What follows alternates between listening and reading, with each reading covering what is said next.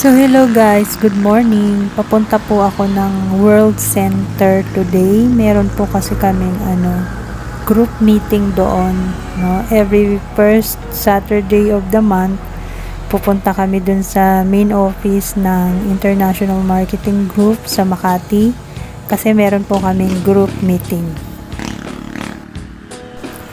So, habang wala pa yung mga kasama ko, naantay ko kasi makiki-joyride lang naman ako, no?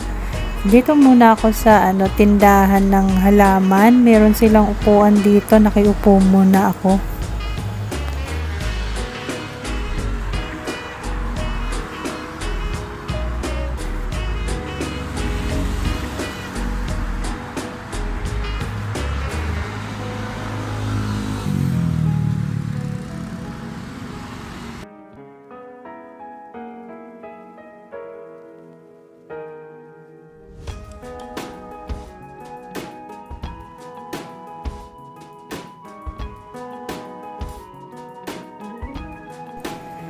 So ito guys, ilan lang to sa mga kaganapan na nangyayari kapag nandito kami sa main office. Yan po yung mga activity namin, recognitions, welcoming new members.